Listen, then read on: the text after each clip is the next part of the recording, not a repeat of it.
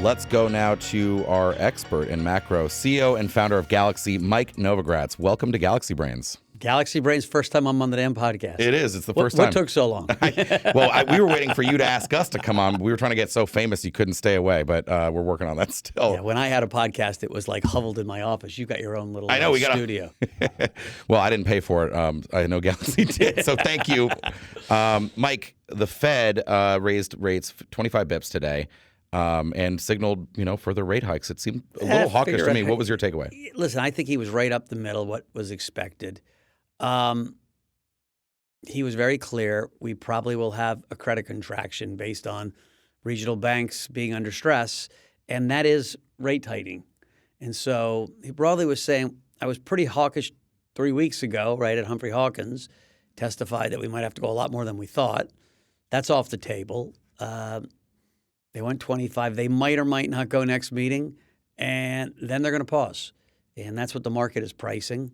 That's what their dots say. Mm-hmm. Now, the market's pricing they're going to cut rates sooner than they're saying they are. But he gave a pretty clear indication that this banking crisis will have a negative impact on the economy, and that is a tightening. And so the market broadly has read it dovish, right? Fixed income is a lot higher. Mm-hmm. Crypto traded really well beforehand, and it was a little buy the rumor, sell the fact. Remember, we've gone from 17,000 to 28.9 the high today. Yeah. And so we've rolled over pretty hard. I think this is just a position washout. Like, of us crypto guys, everyone had kind of gone all in a little.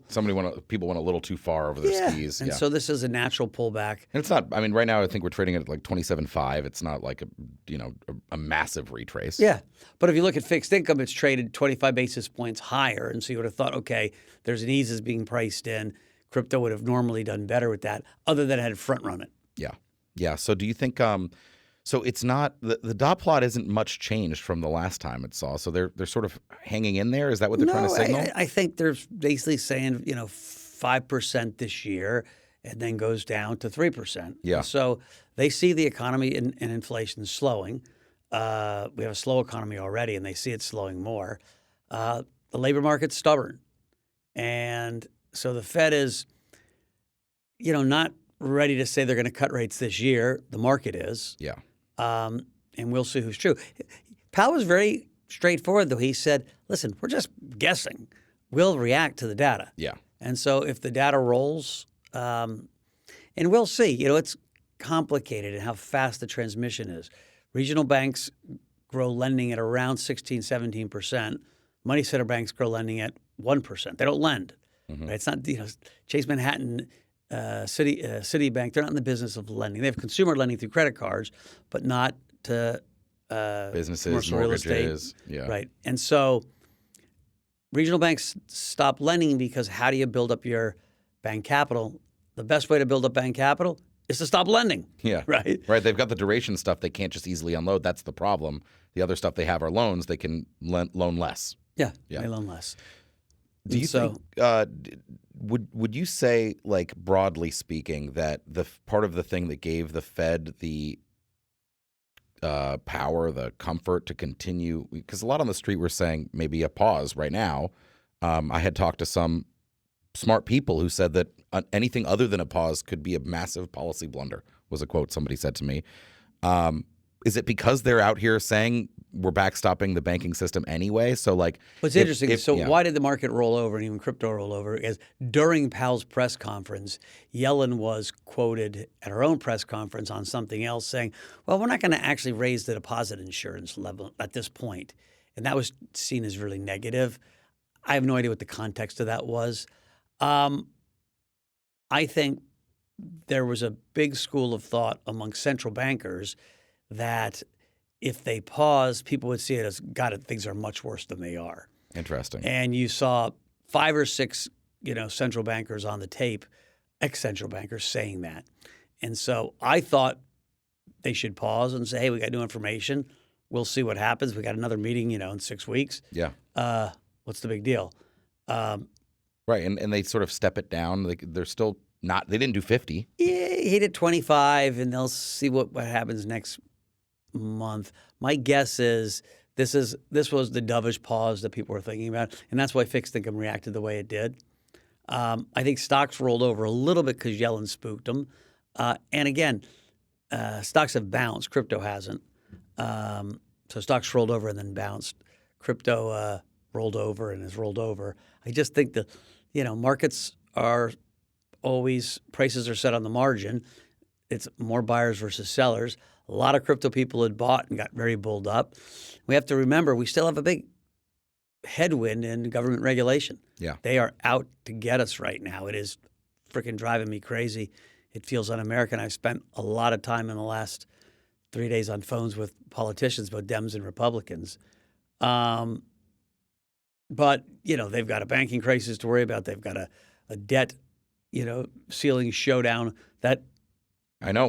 clock is ticking. We're in emergency measures or whatever they call right now, where they're moving money around in their pockets and to pay for the government. Crypto's just, not high on the priority of most congressmen or senators. There's some that really care about our industry, which is great. Yeah. But they got bigger fish to fry right now. Yeah. I've been banging the drum the last week and a half or so, 10 days, on Bitcoin as a really interesting alternative to the banking system, just because it was forged during the last financial crisis, the last banking crisis. What are your thoughts on this overall? Listen, I don't think it's an alternative to moving money around in payments at this point. The reality is just the system isn't big enough for the amount of stuff that happens. That says I think it's a great report card on financial stewardship. One of the reasons Bitcoin is rallying and crypto is rallying is because the Fed is going to get easier. We just took a balance sheet, was in the middle of QT, and did some QE. Mm-hmm. But if you look, we took back half of quantitative tightening in 3 days. I saw that. And Bitcoin has always been a response to populism. Governments can't stop spending money. And, they did the right thing, bailing out the depositors. It costs money. And so as the market perceives, there's no way they're getting out of this giant 130% of debt to GDP, without monetizing it, it just helps the narrative of Bitcoin. Also, instant settlement, all the other parts of crypto, like stable coins literally should be smiling right now because how you move money around on the weekends and, being able to move money offshore and all of that stuff, the crypto rails get highlighted at a time like this. Listen, I think it's a fundamental right. People should be able to buy any asset they want to store their hard-earned wealth. Yeah. And so it's crazy the government has tried to impede us from owning Bitcoin or other cryptocurrencies. But they are. Yeah. What gets you excited about the opportunity? I mean, obviously 2022 was I'm going to use a euphemism. It was a rocky year in markets. It was rocky in the crypto infrastructure space. Obviously Galaxy, we're still here building. What gets you excited about Galaxy and the opportunity for crypto? Listen, the one thing I am positive at is that our firm, our people, and the whole industry is resilient as hell. Like I spent my life as a wrestler, and so we pride ourselves on being tough and resilient. But man, crypto guys are maybe not as tough as wrestlers, but they're pretty damn tough. And they're creative and resilient. And so Bitcoin has rallied from 17 to 28 despite Elizabeth Warren and Gary Gensler and regulators around the world trying to smash us, despite fraudsters like Sam Bankman-Fried and Kyle Davies and Zoo, whatever his name is, defrauding people, despite BlockFi and Celsius and Genesis being poorly managed, right? And so we had all kinds of crap. And despite all that, we're higher in price. We're higher in price not because, giant institutions are buying tons of it, because crypto is a community-based project. Bitcoin, Ethereum have giant communities that believe in it and care about it. Retail is driving us back. There are institutional buyers. We've had hedge funds buying. Our job is to get institutions, our job at Galaxy, into the space.